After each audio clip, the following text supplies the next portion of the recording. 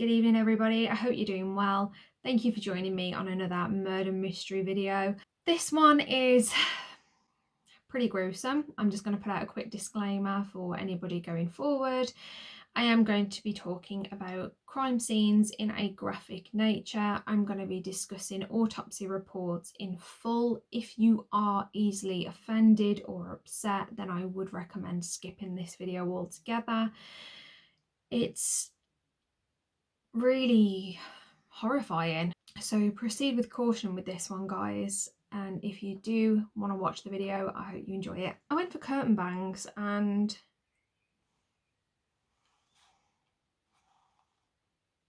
I don't think this is how they're meant to look.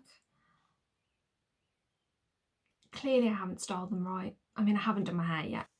Ooh, ta-da! So I'm in a different room today. I thought I'd try it in my dressing room. It's the smallest room of the house and it's really the only place where I've got a mirror here and a semi-ish blank wall behind me. So I got a new ring light and I'm giving it a go. So this could end really badly. Also, I'm used to my camera lens being this side and now it's that side. This isn't going to go well, is it? I'm looking fresh-faced today. Got no makeup on. I'm going to attempt to do what was the original intention, and that was to die. And that was to do my makeup whilst on camera. Here I am. I've tried to turn whatever filter on my camera is off, but it's still not right. Look at my skin as well. Beautiful. I've had a week off work. Meant to be really nice, really relaxed, really chilled, but no, my skin's decided to have the worst breakout of the fucking century. Today, I'm going to be talking about the Black Dahlia. I'm not sure if anybody is familiar with this case. Most likely you are, because it is quite a high profile case. Most people tend to know who the Black Dahlia is when you refer to her. So when I refer to the Black Dahlia, it is in regards to a woman called Elizabeth Short. She was born on the 29th of July 1924 in Hyde Park, Massachusetts. And her parents were Phoebe and Cleo Short. There is quite a bit of backstory about her, however, I'm not really going to go over that. I'm only going to go over what's relevant to the case, purely because I will be here forever, which nobody wants. She had 4 siblings, which were all sisters. Her father was very successful. He built miniature golf courses and he designed and built them. So he was a very wealthy man. However, in 1929, when the Great Depression kicked in, he lost absolutely everything. To cut a long story short, I don't know whether you'd call this the easy way out. He decided to take the girls out in the car, drive to a bridge, and then just walk away from them. He just left the girls there and he just wandered off. I imagine it was in a suicide, like a fake suicide attempt. Suicide rates had skyrocketed during the peak of the Depression, purely because people, they couldn't make ends meet and I guess they felt it was like their only option. So maybe he didn't want to be seen to fail his family and he took the easy road out and he faked his own death. Phoebe and her 5 daughters were then forced to move out of the family home. I've got a bite on my neck. Nice.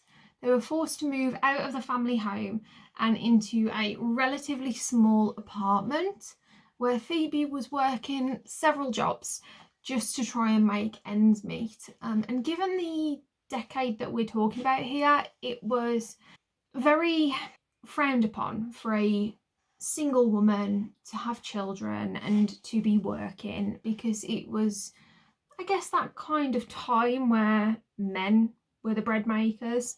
They were the ones that went to work, they had the careers, they brought in the money, and the mums were generally there to stay at home, to have children, to cook and to clean and just be housewives. So several years later, Cleo actually got back in touch with Phoebe. He begged for her to take him back. However, she flat out refused, which, fair play, because again, given the time that it would have been much easier for her to just take him back and she would have had an easy life. But she said no. So Elizabeth grew up with very little money and she didn't have a father figure in her life. However, she still remained really positive. She was a really happy and bubbly person. She was very hopeful that she would succeed in life and had really big dreams. She was growing into a beautiful young woman with piercing bright blue eyes, thick dark curly hair and porcelain-like skin. People always said that she was going to succeed. She always wanted to be a star, and she felt as though she was stuck in a small town. At the age of 19, she tracked down her father, who was living in Vallejo.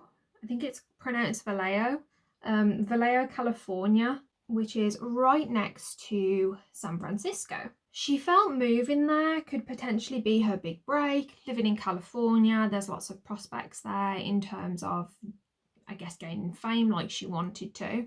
Cleo agreed for Elizabeth to move to California to live with him. They arranged a contract between themselves. He gave her $800 and in return, she said that she would do some cleaning for him around the property and that she would cook for him and basically be a housekeeper. In exchange for cleaning and cooking, he agreed that she wouldn't have to pay any rent whilst living there. However, just a few days after Elizabeth moved in, it became very clear to Cleo that she wasn't going to keep up her end of the bargain. She was going out every night, staying out until the very early hours of the morning, and when she returned, she'd then sleep in until late the following morning. She weren't going out, she weren't getting herself a job or looking for a job.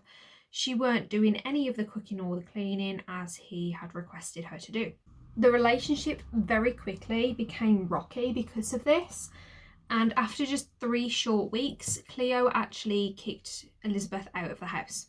This did not faze Elizabeth. She wasn't bothered in the slightest. She wasn't prepared to stay at home and be the mother that he essentially had left behind along with her sisters. She weren't prepared to be a housemaid, and she had bigger dreams and bigger aspirations. Elizabeth then travelled to Santa Barbara, where she was actually arrested for underage drinking. She was 19 years old at the time, so the police basically then sent her back to Medford, Massachusetts. She would fluctuate between the places that she went to. She had a known respiratory problem along with asthma, so her mother would send her to families' houses during the winter, family in Miami, so that she didn't suffer with her throat during the colder months. However, eventually in 1946, she decided to move back to California. She began working at Camp Cook Post Exchange. Here she was surrounded by military men. They were all infatuated by her and she was getting the attention that she wanted. They were drawn to how soft-spoken she was and how sensual she was, and many report that she had a very alluring walk. People tended to find that the most memorable aspect that she portrayed. Her looks and personality were going to win over many hearts inevitably, and eventually she had a very brief engagement to a gentleman named Gordon Fickling. Now the engagement was short, and when the engagement ended, they did actually continue to remain friends. Later, when she was living in Miami, she entered into a relationship with another military man. His name was Matt Gordon, and they did absolutely everything together. However, he was called back to service. Their relationship continued throughout the time that he was serving. Tragically, the day before his service was due to end, Matt was actually involved in a plane crash which did prove fatal, and he did die in service. This broke Elizabeth. She was distraught for a long time. However, she had hopes, she had dreams, she wanted better things for herself. So she picked herself up and she carried on with her life. Eventually, she returned to California, where she rekindled her relationship with Gordon Fickling. Though, again, the relationship wasn't meant to be. The couple would constantly bicker. Gordon, understandably, was concerned about other men that she was potentially corresponding with or going on dates with, things like that. And the two eventually parted ways. Elizabeth began moving from place to place, never really having a home. She would take up a tenancy at apartment buildings.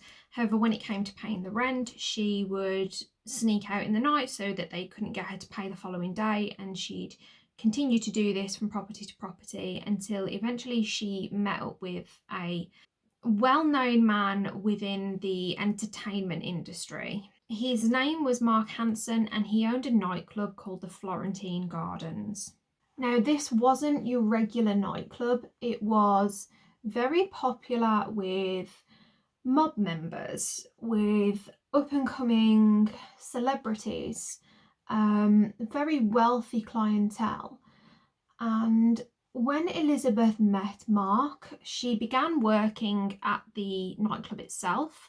Mark only employed beautiful women. Given the nature of the business, it's not really surprising that that was what he was like.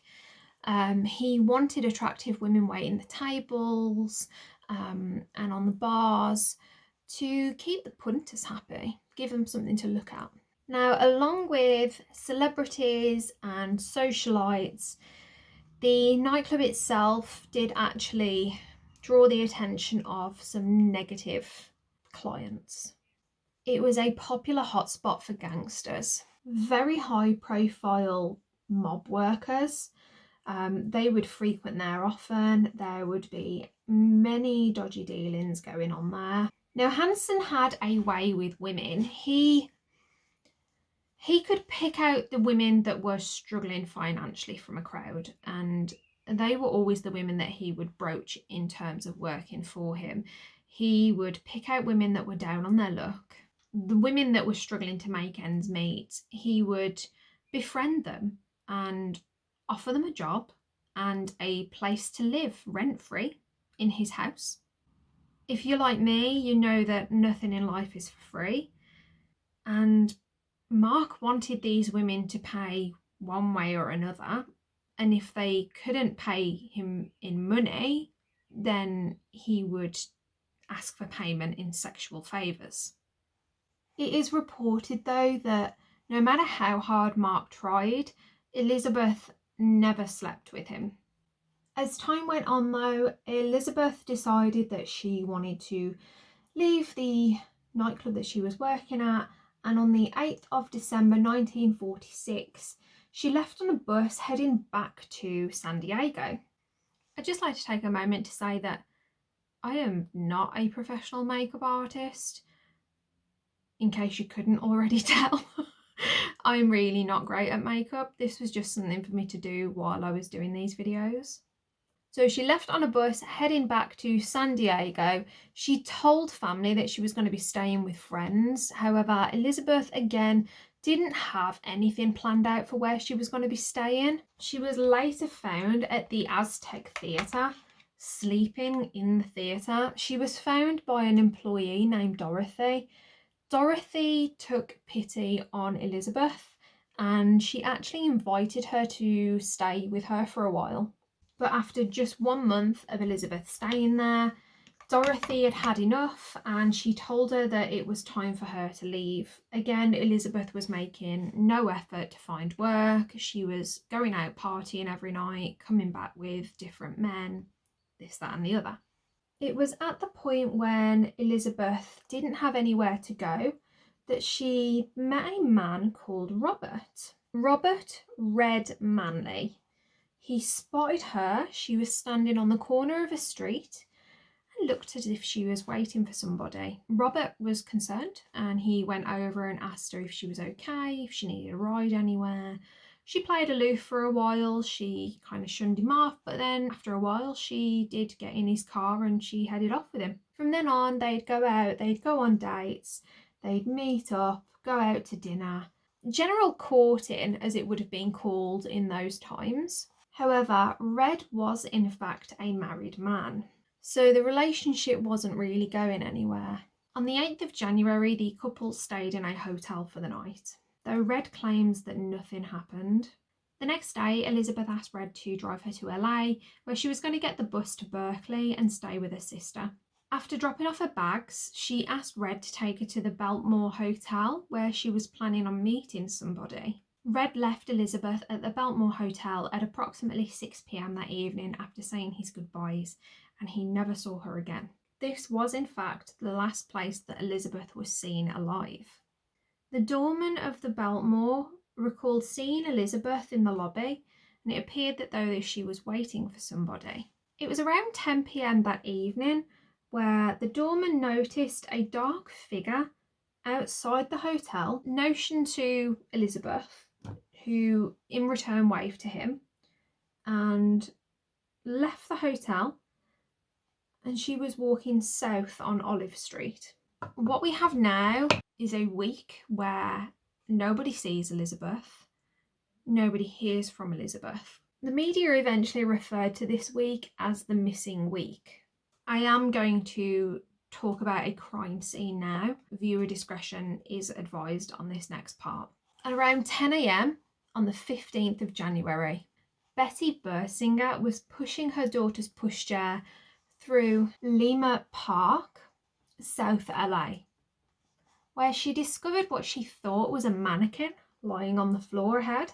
However, as she drew closer, she did in fact realise that it was a body that was on the floor. The body was a young female. She was naked and her body had been severed in half at the waist. Betty rushed to a neighbour's house where she called the police.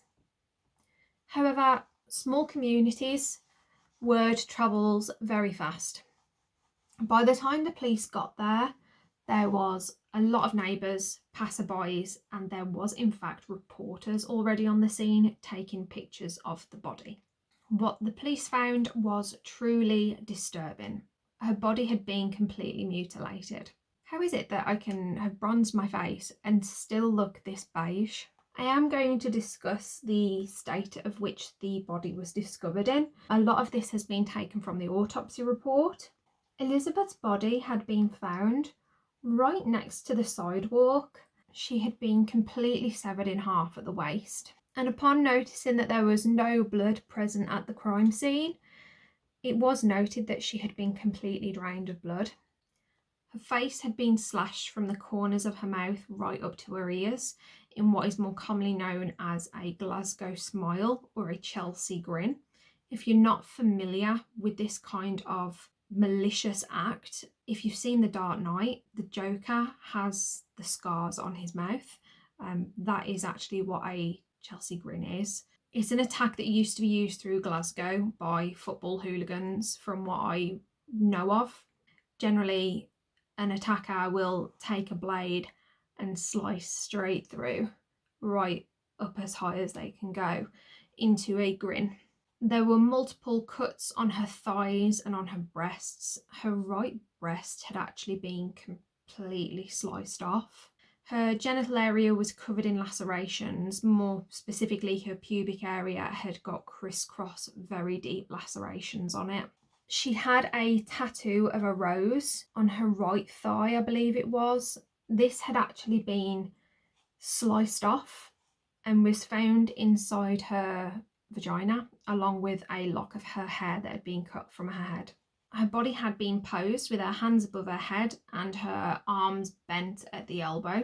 Her bottom half was just a few inches away from her torso.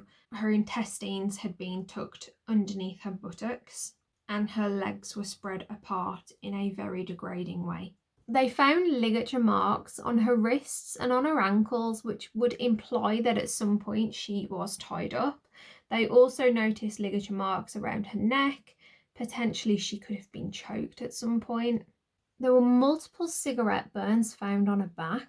Even more disturbing was on her right hip. A game of what in the UK we call noughts and crosses. In America it's more commonly known as tic-tac-toe. On her right hip, the murderer had played a game of noughts and crosses on her and scarred it into her skin. There was a lot of evidence to support sodomy was in effect. Her rectal cavity showed signs of rape, and a large incision across her pelvic region, which was in consistency with that of a hysterectomy, was also found on her. Feces was also present in her stomach, which led to the conclusion that she was forced to eat this shortly before she was murdered. She suffered multiple blows to the head and to the face, and it was determined that her actual cause of death was from hemorrhaging from the lacerations to the face and the blunt force trauma that she experienced in her head as well. It's pretty apparent that she was tortured in the run-up to her body being discovered. Those 7 days, we don't know what happened to her, but given the state of her body, I think it's probably pretty safe to say that she experienced a lot of this prior to her death. Now, investigators also believed that her murderer was in fact surgically trained. The lacerations and more importantly, the way that her torso had been dissected from her lower half was so clean and so precise that only a person with medical training would have known how to have performed it that way. This was done after she was deceased. Not that that's a good thing, but at least she didn't have to endure that while she was awake. Lividity, or more commonly known as livor mortis, was also present on her body. Lividity is something that happens to the body once you have, whoa, that went really dark. Once a person has passed away, the body enters various stages of decomposition, one of which is lividity. It's basically where the blood pools at the point of where your body rests. So in Elizabeth's instance, she was showing lividity on her front, which would imply that she was lying face down at the point of her death for the blood to have developed time to pool in that area. What actually happens is the skin darkens. It can take on a reddish purple colour. That is the signs of lividity.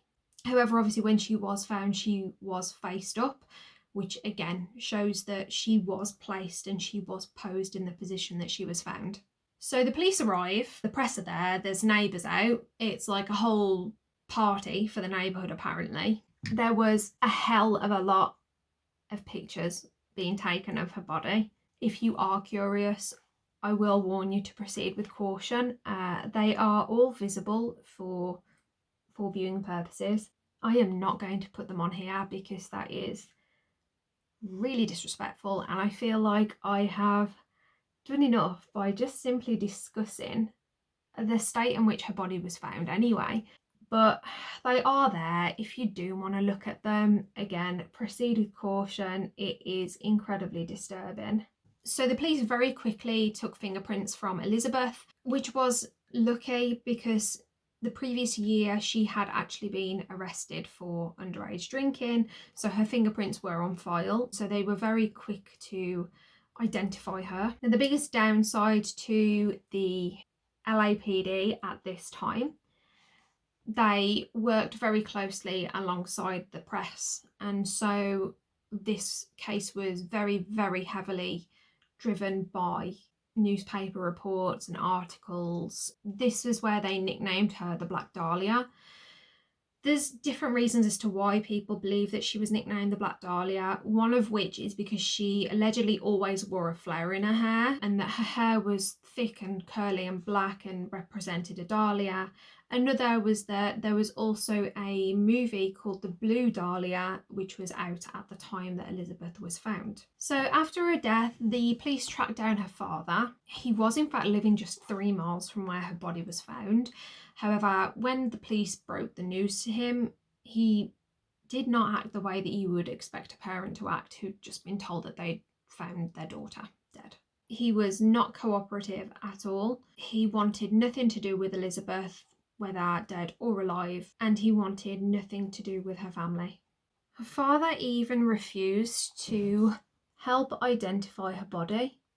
he didn't even attend her funeral. Police quickly began to question Gordon Fickley. He reported last hearing from Elizabeth on the 8th of January. She wrote a letter to him to let him know that she was travelling to Chicago, where she planned on pursuing a career in modelling. She wanted to become a fashion model.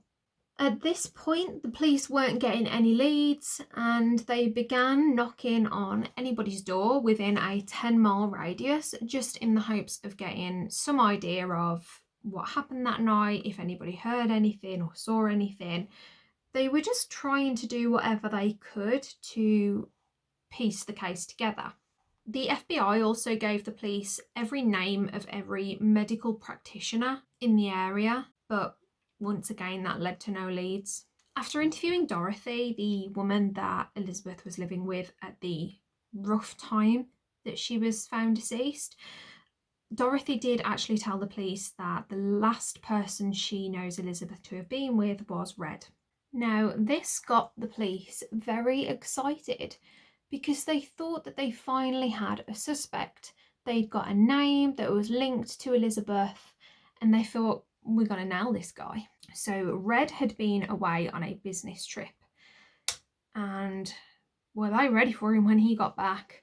He arrived back and he was faced with a horde of police officers and news reporters, and this sent him into a panic. He didn't understand what was going on. There's a lot of images of Red being manhandled by the police, and he's naturally trying to defend himself because he doesn't understand what's happening.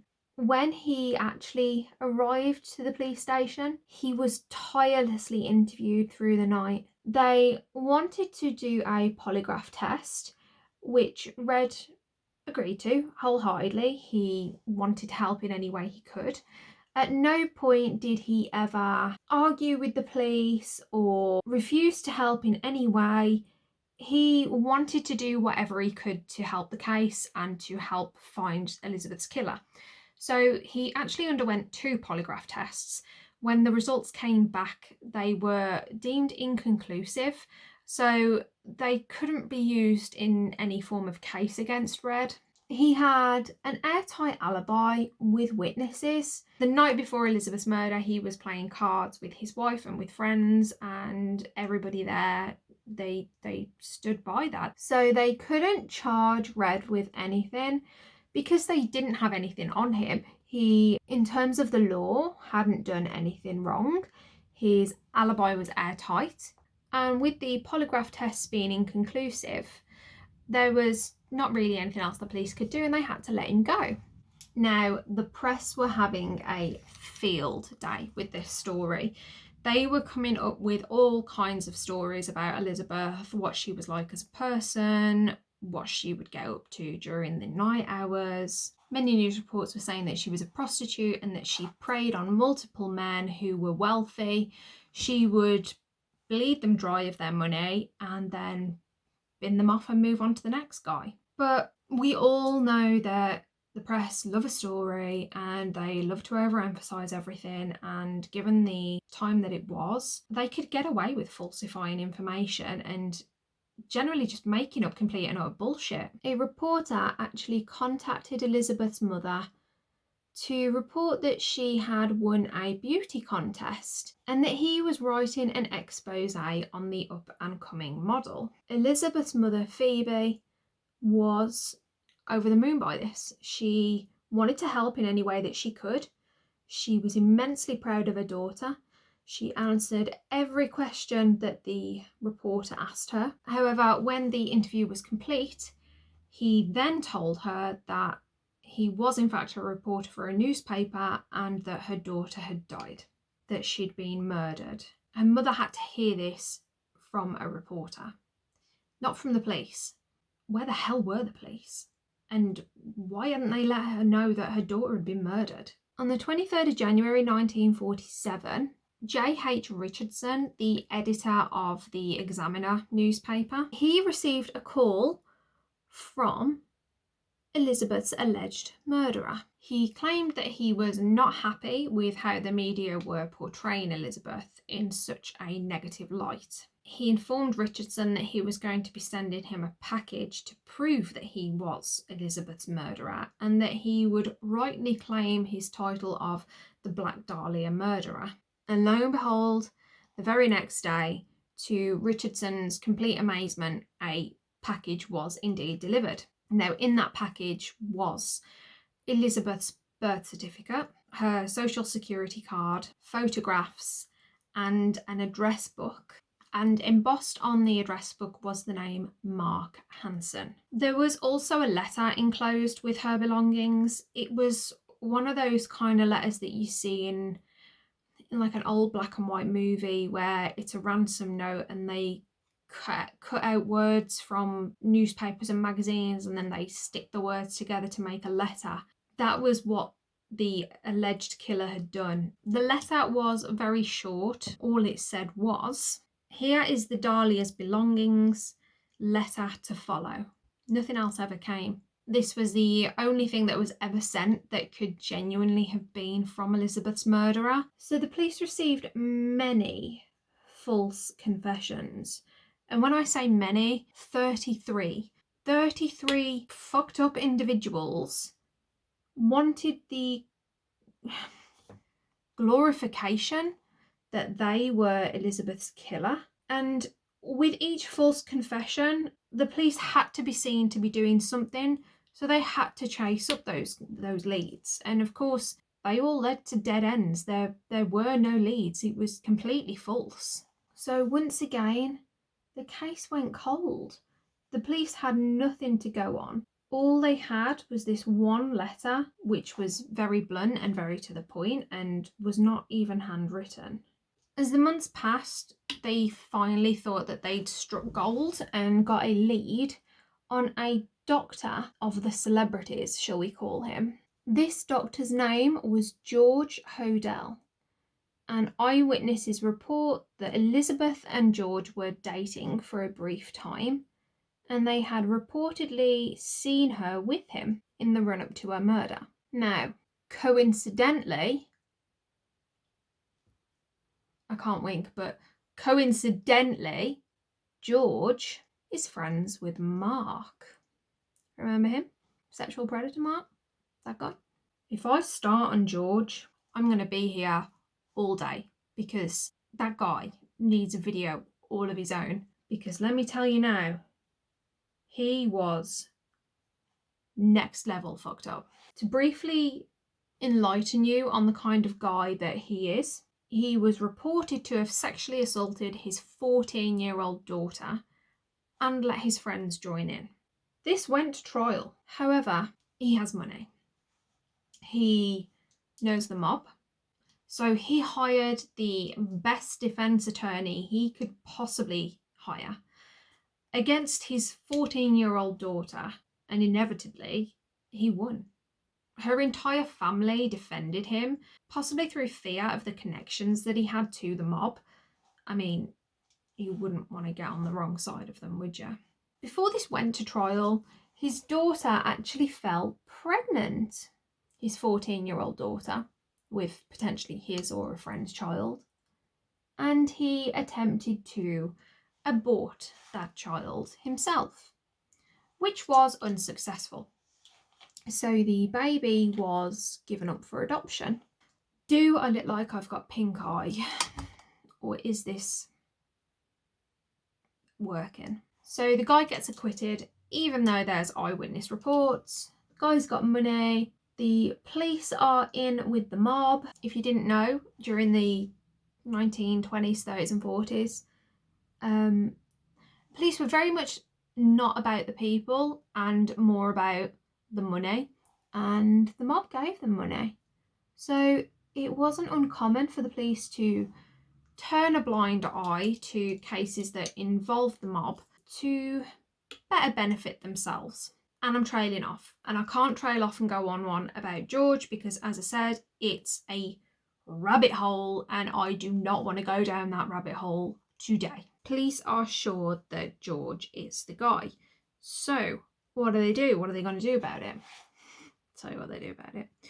They rig his house so that they can listen in on his conversations and anybody that's coming and going from the house. So on the 18th of February 1950, this is a few years after Elizabeth's murder, investigators hear a single woman's scream whilst listening to George's house. 2 minutes later, they hear another scream, and then it's silence.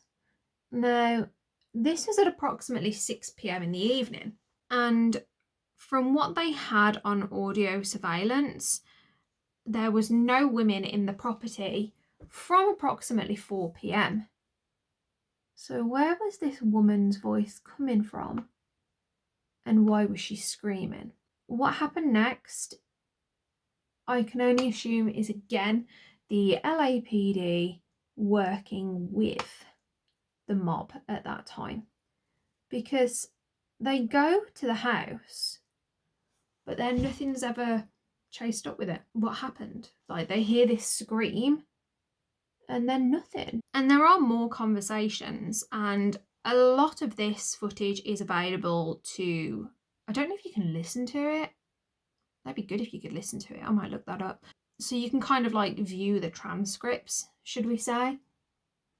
I'm just putting on Pride from Nikki Tutorial's Beauty Bay palette, and damn, she got it. Dub, dub, dub. And there she is. Sparkling. There is a lot that is heard.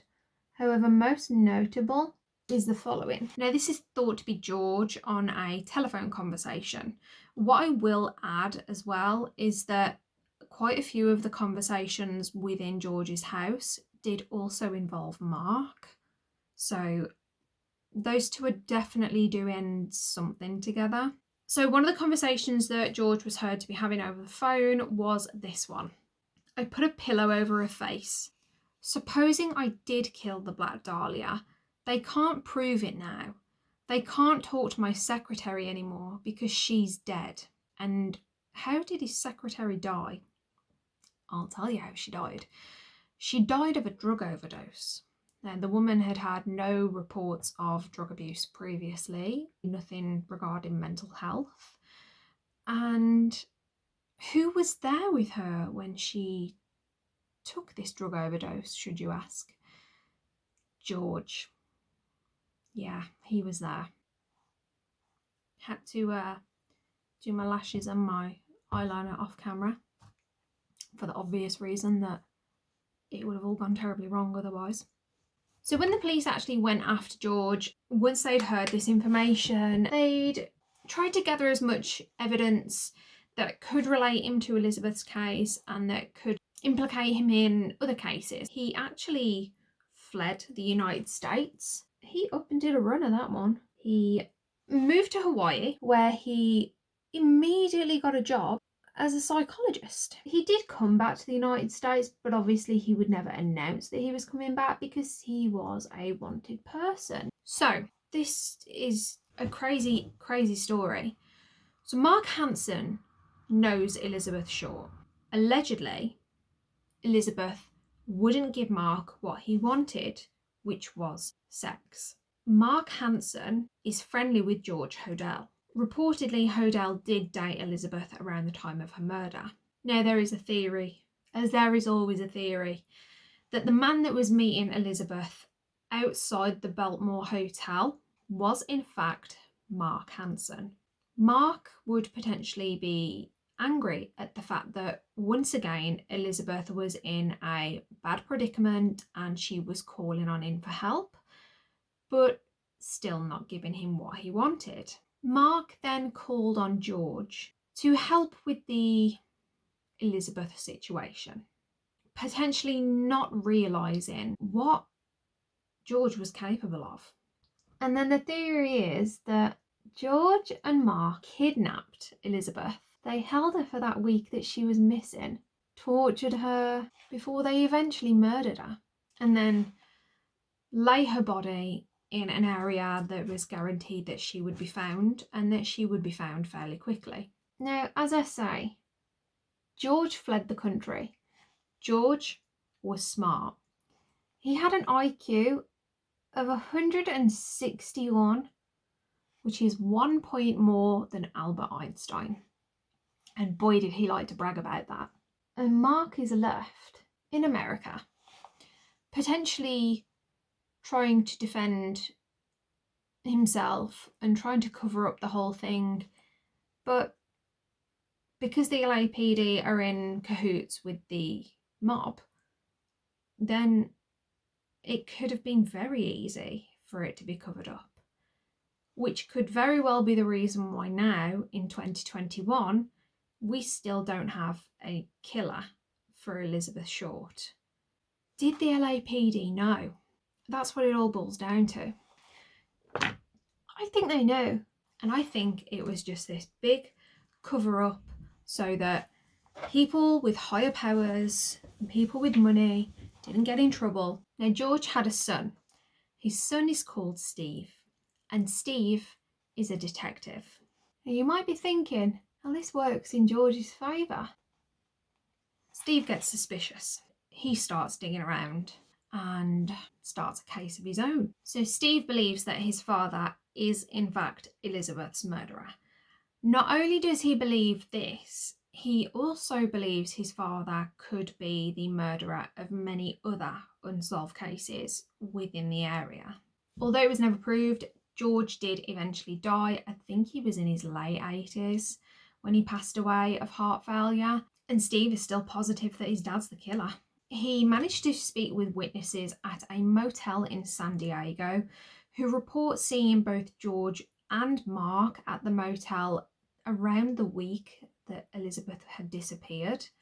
They also report seeing a young woman there, but it's not confirmed if that is Elizabeth or not. Steve wrote a book about how he feels that he is the murderer of not just Elizabeth, but of many other people. I haven't read the book, but I might actually give it a go. A lot of people are skeptical about the book because they feel that he had a vendetta against his father, so people aren't too sure whether they want to believe it or not. I guess it's something that you have to make up for yourself. This case just went crazy. 33 false confessions, some of which people had information for that they shouldn't have known, and it all boils down to the fact that the police were in with the press and they were in with the mob and this, that and the other, so information was getting passed left, right and centre to people that shouldn't know about it. The saddest part about this story is that Elizabeth did eventually get the fame that she so desperately dreamed of, just in completely the wrong way. She went through God knows what in her final hours. So I'm going to end this one there. I don't know what's going on with my hair. This is the makeup. I don't think it turned out too bad. It was one of those trust the process moments, and I don't think I look like I've got pink eye, so that's a bonus. So once again, thanks for watching. I hope you enjoyed the video, and I hope you enjoy listening to me ramble on. If you've got any suggestions on what murders or murder mysteries, crime mysteries, anything like that that you do want me to cover, please drop a comment in the comment section. Thank you for watching me, and I hope you enjoyed this video. Bye.